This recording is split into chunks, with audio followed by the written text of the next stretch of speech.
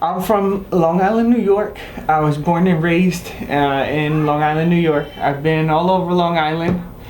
I moved to Florida, Orlando, when I was 12 years old. Now I'm in Clayton, North Carolina.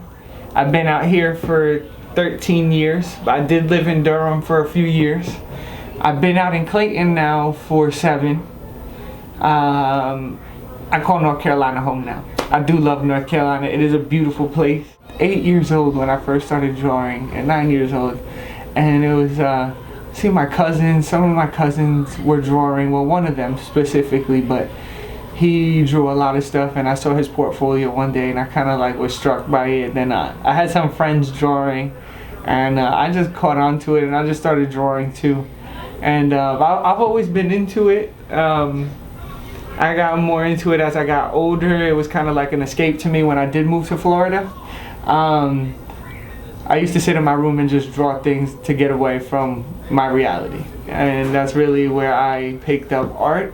And then little by little I just learned different things. High school I got it more into like graffiti and doing bubble letters and just the abstract art.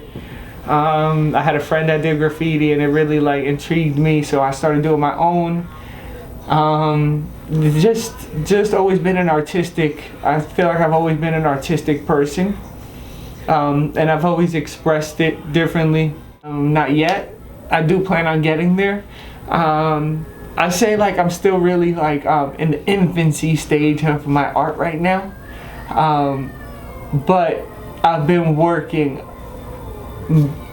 in the past for a while before anybody really started finding out about it. So it's like now that people are starting to find out, it's kind of like, all right, now what do I do?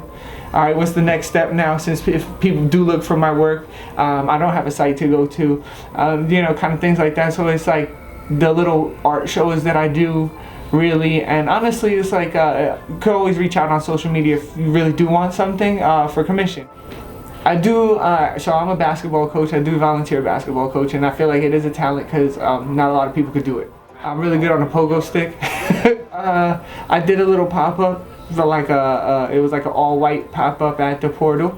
And my homegirl Claudia did get on a sweatshirt with me. I would call that a collab. All of my collabs are with my children. My boy and my girl. Zion is a creative genius.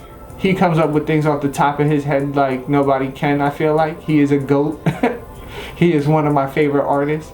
And then my daughter, she has a girly touch to the pictures, so she likes her flowers and stuff, but those are my collaborations always. So it's like anytime really like it gets colorful, or like real like just different little flowers or like butterflies or like little monsters. Those are usually the collaborations I do with my kids. But I don't know, I hope to do collaborations with people eventually. I do hope to do murals eventually. I do hope to go big eventually. I will go big eventually. I feel like, I think it's just a mindset thing.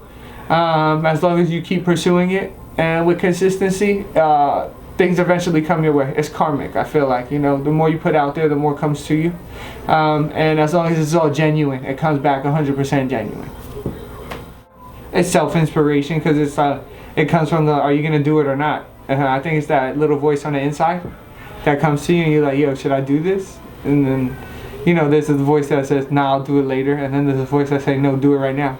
There's people that you see their art hustle and you're like, dang, I want my art hustle to be like that. How can I improve my art hustle to be like that? And it's one of those things. It's not even, this is a community, so you learn from one another. So I think I'm at that learning phase right now. I do like Circle Back Studio. Lena, she is an awesome person. My daughter did a collab with her. We did a little pop-up before, and my daughter did get to paint with her on a canvas. So I always appreciated her for letting my daughter paint on a canvas. You have those people that you post things and they like your stuff, okay? And then you have those people that they're just watching. Okay, so these are people that actually like my stuff. Just a crazy illustrator. His art hustle always inspires me because he really puts himself out there a lot. And I've told him before, and I've told people around us before, his art hustle is one of a kind. I would say yes, that's a local inspiration to me. He's a force with his art. Getting in tune with my joy, I think. I want to be more in tune with that. I want to do things that make me more content with myself. It's like if things do come up, get out and do them if you're interested. If I feel like there's a lot of times that I see things that I'm interested in and I don't do them, and then I look back and I'm like, dang, I should have done that. My messages. I write on a lot of my artwork. If you look, you'll find a lot of writing on certain pieces. The colorful ones that I do with my kids, there is writing. Just the stencil, I feel like the stencil works are for people that, you know, like certain artists, but the abstract work I usually write on. I think the iconic pictures, I like their messages at the same time. It's I think photography is also an art. So it's kind of like if you take a picture of me, if I take a picture of you, and it's a dope picture, why can't I take that picture and paint it for you? I'm procrastinating right now. I'm procrastinating right now. I do have blank canvases on my 2 easels at home right now, which means after this I'm probably going home to create. This is the best thing about these procrastination periods. I'm little by little taking in things I see. So if I see something like this, I'm like, I could use this as a background. If I see something like that, I'm like, oh, cool. I could do some crazy lines like that and use that as a background to one of my pictures. So it's like you start, for these little procrastination periods, you start hearing different, or make music, you start hearing different sounds. You start seeing different things if you do art, and you get experimental. As a creator, you get experimental and you start trying different things. So the most recent picture that I have, I went online and I looked up like statue of Zeus. And I was like, I kind of want to like do like a god that I got inspiration from Just a Crazy Illustrator, okay? And I was like, I want to do kind of, let me see what I could do with it. So I wanted to get into something different, and I used charcoal and regular chalk, and I kind of did like a portrait of Zeus. So I just painted a frame on the cardboard, and then I was in the bathroom, and my wife had like lips on pieces of paper, like kisses on pieces of paper for lipstick. I was like, oh shit, that would be dope to put on there. Let me put like lips on the frame. And then I was like, dang, what can I write on here that will grab attention? You know, you see shit like on mirrors, like lipstick writing on mirrors, and I was like, in a world full of me, I am we.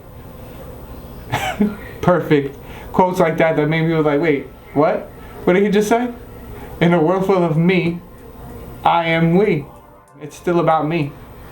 I'm we. You really think of it. Okay, the we part. How are we? We're all mirrors of each other. A non-profit organization. It's with the Durham Art Guild in Durham at the Golden Belt Hall. I have my Last Supper piece going up there. It's the Last Supper, I called it.